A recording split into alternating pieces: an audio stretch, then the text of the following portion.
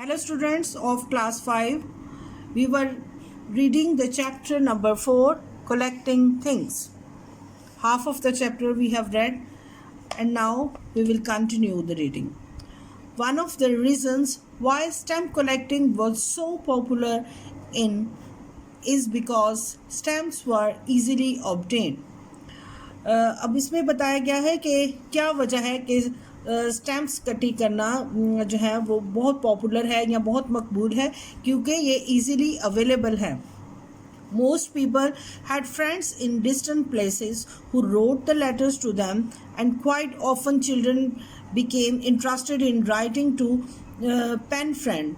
तो बहुत ये चांसेस होते हैं कि जो ऐसे लोग जो इन ओल्ड टाइम्स जो लोग थे वो ज़्यादातर एक दूसरे को लेटर लिखते थे और मैसेजेस इसी तरह से कन्वे करते थे, और उस पर जो एनवेलप था उस पर स्टैम्प्स होती थी. सो क्वाइट ऑफन चिल्ड्रन जो थे वो बच्चों को बहुत दिलचस्पी होती थी कि पेन फ्रेंड हो या उनके कोई राइटिंग से उनको जो है वो मैसेजेस भेज सकें. A person whom they had never met and who lived in a foreign country. तो बच्चों को बहुत दिलचस्पी थी कि ऐसे लोग जो फॉरेन में रहते हैं and they want to become friends of them. When an envelope with a colorful stamp arrives in the post, you might say, what a lovely stamp. ये कितनी अच्छी खूबसूरत स्टैम्प है. It's a pity to throw it away. तो ये बहुत उस पर तरस खाने वाली बात है या बहुत it's not a good thing कि हम उसको थ्रो करें या फेंकें. That stamp then becomes the first in your collection. तो वही जो स्टैम्प होती है वो उनकी कलेक्शन या उनको उसको इकट्ठा करने की वजह बनती है. It is the start of the new and interesting hobby. तो इसी से जो बच्चों की एक नई और एक दिलचस्प जो हॉबी है वो स्टार्ट हो जाती है. There are many ways of keeping a collection. चीज़ों को इकट्ठा करने की बहुत सारे तरीके हैं. स्टैम्प्स में भी पुट इनटू एन एल्बम.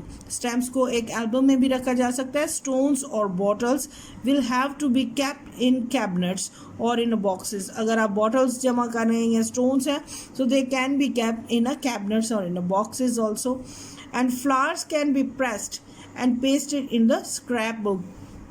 तो जो जूनियर क्लासेस हैं उनमें अक्सर बच्चे इस तरह करते हैं. They collect the flowers and then paste in the scrapbook.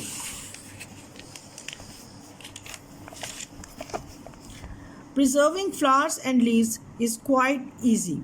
तो प्रिजर्व करना फ्लावर्स को उनको इकट्ठा करना और फिर उनको जो है महफूज करके लीव्स में उनको क्वाइट जो है वो इजी है कि उसको फिर बाद में प्रिजर्वेशन के ज़रिए रखना.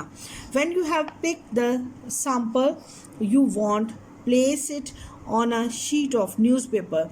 जब आप उसको तोड़ते हैं या इकट्ठा करते हैं तो उसको आप न्यूज़पेपर के ऊपर रखते हैं. The place the newspaper on a sheet of hardboard. तो ये न्यूज़पेपर जो है उसको एक हार्ड बोर्ड के ऊपर हम रखते हैं. On top of the flower put another piece of newspaper. उस फ्लावर के ऊपर एक और न्यूज़पेपर रखा जाता है and another piece of hard board.